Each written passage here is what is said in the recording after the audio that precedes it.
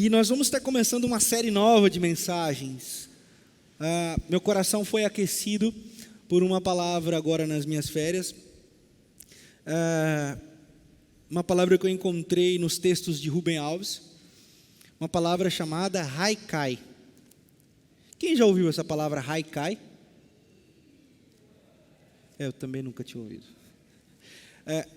Haikai é uma palavra da tradição dos samurais.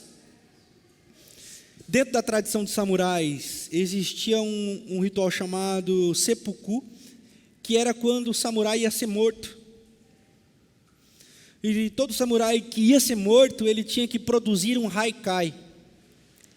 Haikai era reflexões sobre a vida antes da morte. Então o tempo era muito curto para ficar divagando sobre muita coisa, porque a morte estava ali. Então ele tinha que ser preciso, e em palavras muito curtas, fazer o seu haikai. Então, quando nós falamos sobre haikais, reflexões para uma vida plena, nós vamos aí, nos próximos domingos, conversar sobre a brevidade do nosso tempo, a brevidade que nós temos na nossa vida e como nós perdemos tempo com coisas frívolas. Gastamos muita energia com coisa que não deveríamos gastar, quando na realidade nós deveríamos estar fazendo haikais. E eu poderia começar, e veio ao meu coração João 10:10. João 10:10, né? Que diz: o inimigo vem para roubar, matar e destruir, mas eu vim para que vocês tenham vida e vida plena. Pô, casava certinho, porque o tema é esse, reflexões para uma vida plena.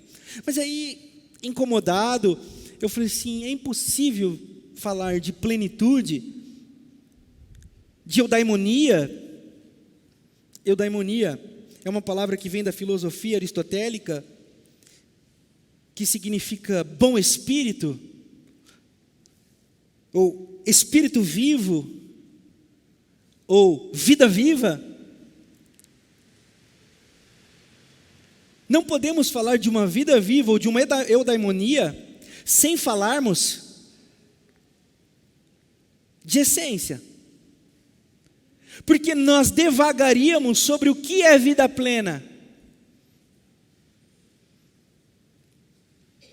E a religião, e eu ficaria tentado a isso, a religião é uma máquina de produzir pseudo-eudaimonias, ou seja, coisas que parecem trazer a felicidade, ou segredos para uma vida feliz. Faça isso e viverás. Faça aquilo e viverás. Faça X orações e viverás. Mas tudo isso é, se não perfumaria diante da verdadeira razão pela qual Deus quer para nós, e o que Deus tem para nós para uma vida plena, como Ele descreve lá em João 10:10. Por quê? Porque a palavra grega ali seria melhor traduzida da seguinte maneira: eu vim para que vocês tenham vida, e vida eternal. O que é vida eternal? Vida eternal é uma vida misturada ao mundo. Mas nós aprendemos com a religião que o mundo não é para a gente. É por isso que a gente fica em cima dos montes, é por isso que a gente fica escondido nos retiros de carnavais, porque o mundo não é para a gente. Na realidade, isso é muito perigoso. E a gente produz um monte de gente alucinada aí. Quando Jesus está falando de uma vida dentro do mundo, dizendo que Ele não é desse mundo, é por isso que Ele ora, no capítulo 17 do texto de João, quando Ele diz: eu não os peço que tires do mundo, mas que os guarde do maligno. Mas nós bagunçamos tudo isso, por quê? Porque nós não fazemos haikais. Eu acho que Jesus fazia haikai, porque Ele sabia que o tempo dele era breve. Ele sabia que a hora dele ia chegar e logo ele não estaria mais com a galera. Então ele faz haikai o tempo todo. E na reta final da sua vida, os haikais de Jesus ganham uma tônica: o amor. Nos últimos dias, Jesus repete incansavelmente a palavra amor, para que os discípulos não se esquecessem do que é importante para uma vida em Jesus: o amor. Mas o mesmo Rubem Alves, do qual eu tirei a ideia do haikai, ele teve uma experiência. Rubem Alves cresceu no interior de Minas Gerais. E desde cedo, ele aprendeu a admirar a beleza das montanhas, dos rios, das árvores, das frutas, dos pássaros. Mas a primeira experiência que ele conta que ele teve com a religião foi numa oração da mãe dele antes de dormir. A oração da mãe dele dizia assim: Senhor, se caso nós não acordarmos amanhã, leva-nos para o teu seio, livra-nos do inferno. E Rubem Alves não conseguiu dormir aquela noite, porque, como assim?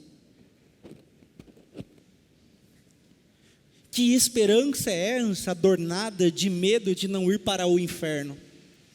Que vida alegre e plena é essa que é movida por um medo e não pelo olhar e contemplar as coisas belas? Então foi aí que o Rubem Alves, ele até tem uma frase muito interessante. Ele diz assim que ele nunca teve medo do inferno. Talvez aí por isso ele não se encaixou tanto dentro da ortodoxia.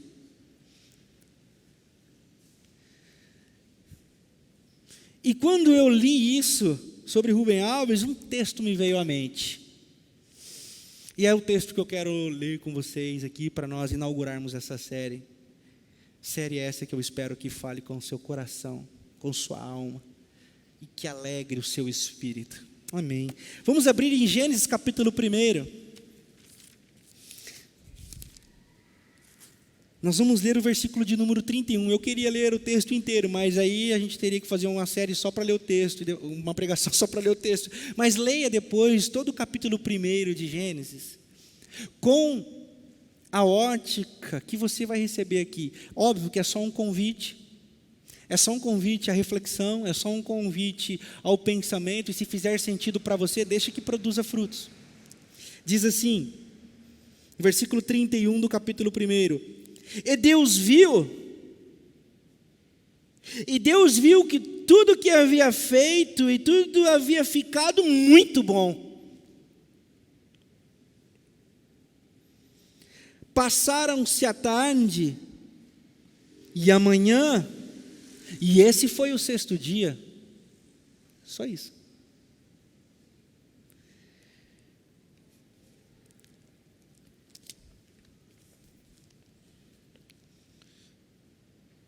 Jorge Luiz, um escritor argentino, diz que nós somos aquilo que consumimos. Nós somos fruto daquilo que alimenta a gente. É por isso que eu acho que Jesus disse assim: comam e bebam de mim. E os discípulos ficaram com os olhos arregalados desse tamanho, porque não sabiam o que é poesia. Eles eram judeus legalistas, e os caras pensaram em churrasco e vampiro. Tipo assim, como assim comer da carne e beber do sangue? O que Jesus estava dizendo é: recebam de mim. Rubem Alves vai dizer que ele escrevia aos seus leitores na intenção de ser devorado por eles, porque ele mesmo era fruto daquilo ou daqueles que ele havia devorado. Então, quando Jesus diz: comam e bebam de mim, é para que a gente se torne o que Jesus foi. Porque nós somos aquilo que consumimos. Aquilo que nos alimentamos e aquilo que fazemos como fruto da energia transformada em ação, diz o que a gente é no mais profundo da nossa alma.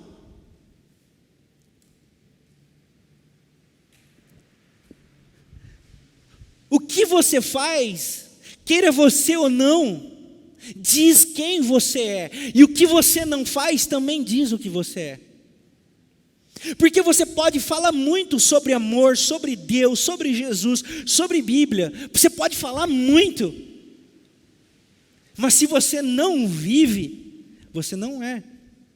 Porque o que nós fazemos no nosso dia a dia, inclusive, como diria Jacques Lacan,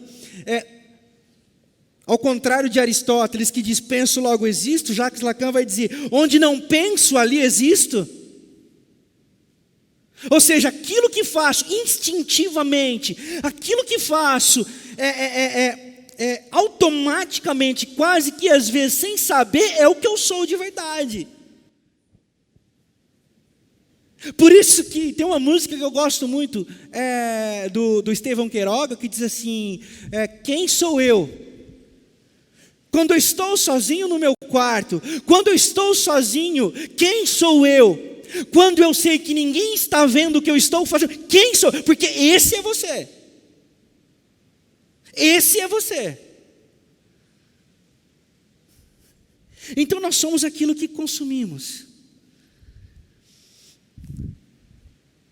Por isso, de uns anos para trás, eu consumia,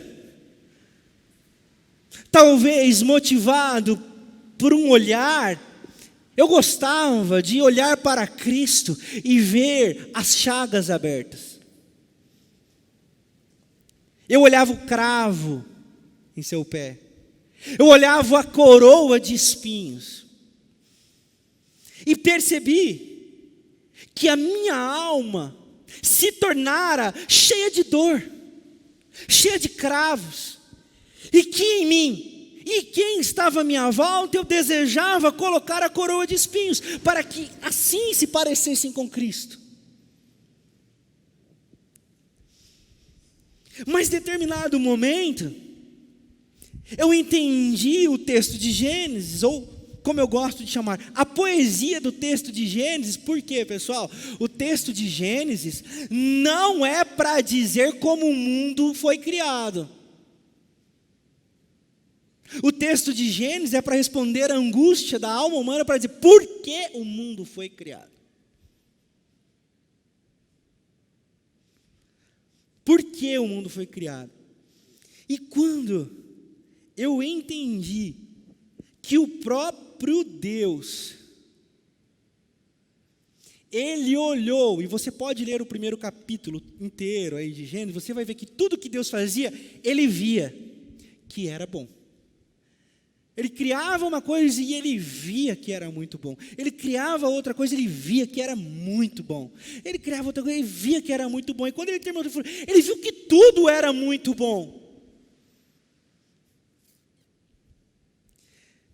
Então eu passei a não querer mais somente enxergar cravos, espinhos e chagas. Eu passei a ter um olhar de Deus sobre mim e sobre tudo, para poder exclamar, que bom.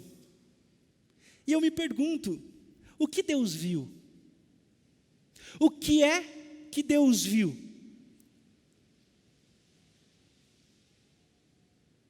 Deus viu a sintonia de um mundo criado.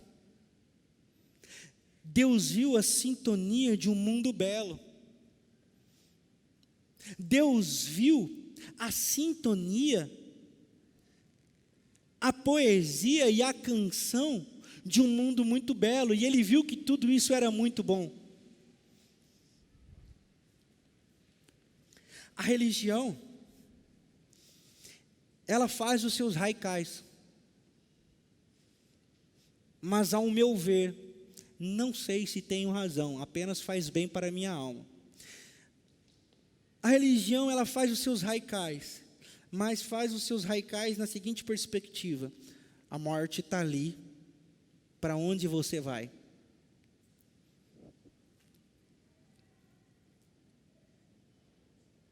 Eu prefiro fazer a seguinte coisa: se a morte está ali, o que eu posso fazer enquanto ainda não chego lá? O que eu posso viver enquanto ainda não chego lá? Porque quando o glorioso dia chegar, o dia que eu me encontrarei com Ele, onde não haverá mais pranto nem dor, eu vou celebrar. Mas enquanto isso não acontece, o que eu posso celebrar aqui? Isso é o Haikai.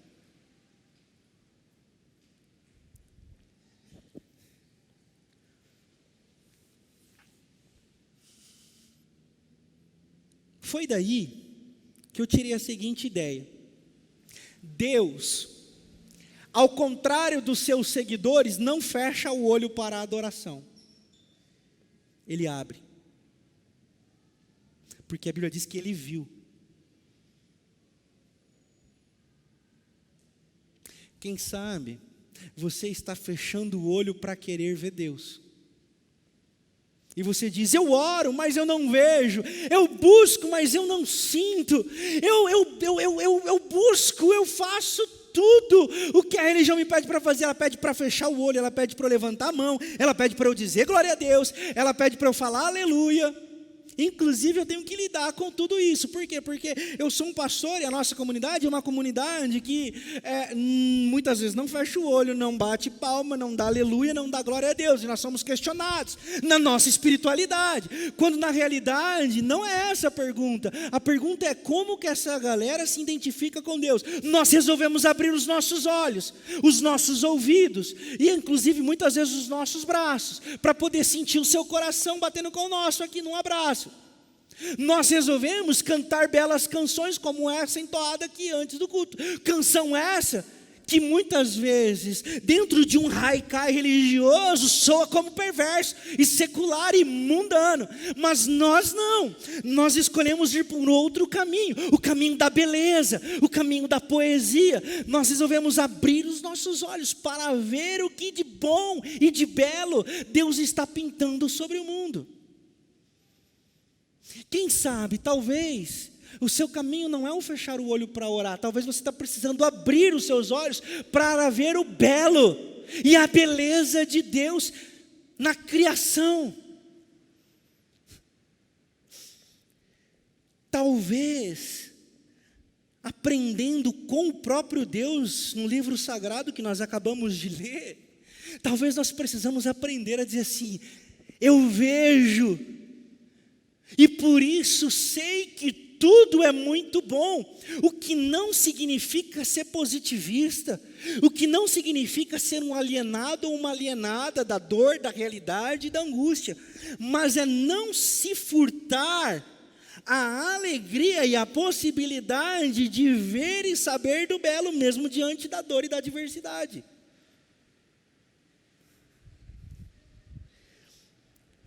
Nessa série nós vamos ter uma mensagem, eu não sei qual vai ser aí na frente, mas por acaso encontrará o Senhor fé na terra quando Ele voltar? Muitas vezes dentro de um haikai religioso nós vamos ver, vai ter crente, os ateus estão tudo lascados, né? É porque a gente pensa em fé dentro do âmbito ortodoxo, que é fé certa, jeito certo, maneira certa, quando na realidade não é isso. Não é isso. Por acaso o Senhor encontrará fé na terra? O que significa fé na terra? Aqueles que são capazes de acreditar mesmo diante do caos, porque a Bíblia narra que a terra vai estar em caos, a terra vai estar em guerra, pestes, tal. Encontrará fé no sentido de esperança, esperança no sentido de Paulo Freire, esperança do verbo esperançar.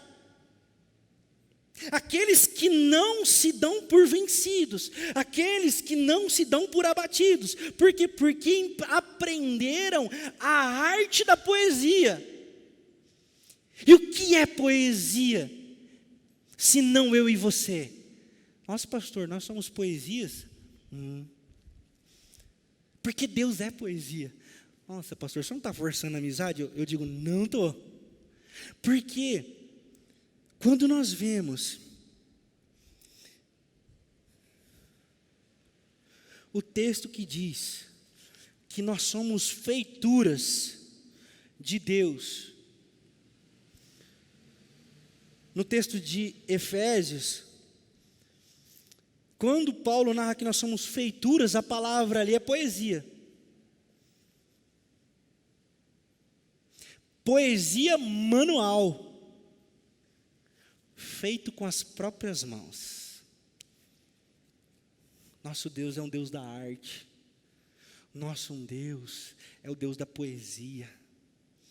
O nosso Deus é um Deus que brinca com borboletas. O nosso Deus é o Deus que sobe em pé de caqui. O nosso Deus é um Deus que sorri com peixe, que mergulha nas ondas do mar. E eu e você estamos fechando os olhos para querer encontrá-lo numa oração certa, num louvor de 15 minutos que fica repetindo a mesma música, a mesma frase toda hora: Senhor, eu te amo, Senhor, eu te amo, Senhor, eu te amo, Senhor, eu te amo. Eu acho que ele deve dizer assim: se me amas, mostra. Porque eu acho que muitas vezes nós somos meio malucos. A gente não. Eu acho que os crentes, porque Deus nos deu a vida para brincar com ela. E quando nós não brincamos com a vida, mas ficamos apentelhando Deus, dizendo obrigado pela vida. É como aquela criança que você dá um brinquedo sensacional e ela fica: obrigado tio, obrigado tio, obrigado tio, obrigado tio, obrigado tio, obrigado. Dá para ir brincar com o brinquedo, em vez de ficar me enchendo a paciência aqui, porque eu vou ficar muito mais feliz com você, brincando e envolvido com aquilo que eu te dei, do que você ficar aqui: obrigado senhor, obrigado, obrigado, obrigado senhor, obrigado senhor, obrigado senhor. Dá para comer a comida, em vez de ficar obrigado senhor, obrigado senhor, obrigado senhor, obrigado, que não faça mal, abençoa a mão do que fizer. Dá para deliciar-se nessa comida, dá para me glorificar e dizendo: que baita tempero é esse? Dá. O que eu não estou querendo dizer é importante. Não estou dizendo que é errado orar. Não estou dizendo que é errado você orar antes do alimento. Eu só estou dizendo da infantilização religiosa que muitas vezes nos furta da possibilidade de produzirmos raicais. Porque a vida é trem-bala, parceira. A vida é trem-bala. Todos acompanharam a morte de Kobe Bryant. Quando que você imaginar que um helicóptero daquele ia cair? Entre os 7 mais seguros do mundo, velho. Não, tanto que eu não acreditei. Eu estava voltando para Botucatu. Aí eu li, eu falei assim: Kobe Bryant morreu, não, é pegadinha, para, Kobe Bryant. Meu. Então, a religião usa a brevidade da vida para botar medo. E se fosse você no helicóptero, para onde você iria? Aí você fica: rapaz, preciso me acertar com Deus, estou com uns débitos aí, tem umas paradas aí que eu preciso acertar. Aí você já fica motivado pelo medo, e aí o texto da primeira carta de João, no capítulo 4, versículo 16, 17 e 18, deixa de fazer sentido para você. Porque ali João vai escrever: porque o verdadeiro amor lança fora todo medo. Porque quem está aperfeiçoado no amor não tem medo, porque o medo pressupõe castigo, e essa é a lógica dos radicais religiosos: castigo e medo. E Deus diz assim: não, a minha ótica é graça, amor, graça e amor. E eu encontrei a graça e o amor de Deus na beleza da poesia, na beleza de uma bela canção, na beleza de um belo prato a se desfrutar, na beleza do mar.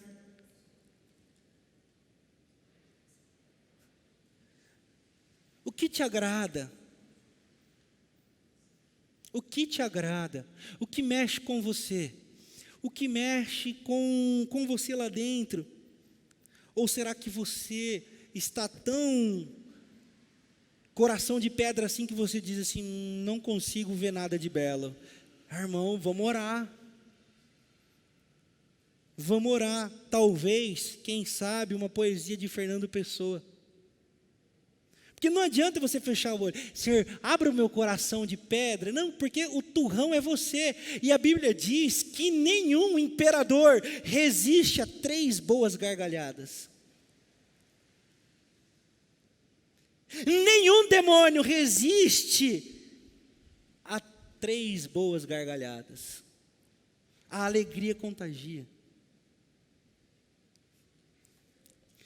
Quem sabe você está precisando ir lá para baixo da nuvem. Não, pastor, tenho acordado às 5 horas da manhã para orar. Vai dormir, porque você com sono fica mal-humorado para caramba. Então, às vezes, acorda um pouquinho mais tarde. Não é o seu caso. Quem sabe você está precisando ir às 8, mas lá na base da nuvem. E ficar lá, ver as nuvens passar. O contato com o belo, eu não sei. O que me cativa é o mar. Eu acho o mar um negócio absurdo, assim. Eu não consigo.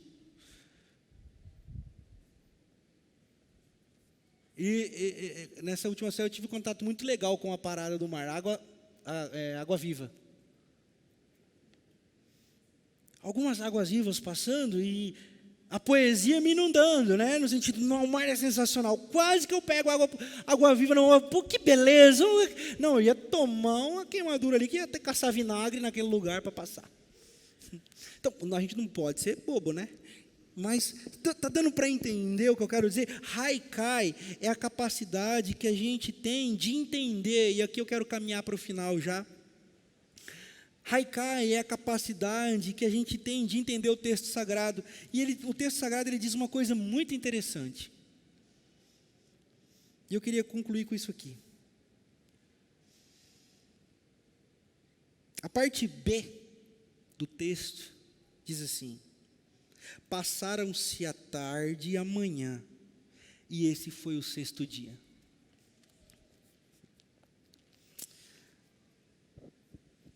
Nós fomos ensinados na nossa vida, talvez mergulhados pelo dualismo grego, de que ou é dia ou é noite. Mas a Bíblia fala que na beleza que Deus viu, Ele viu o entardecer. Passar pelo entardecer é aquele período que a gente não sabe o que vai dar, porque parece que a vista fica meio perdida, né? Não está de dia nem está de noite. E na nossa vida, nós passamos por alguns entardeceres, ou amanheceres, que é quando a luz vem tirando toda a escuridão.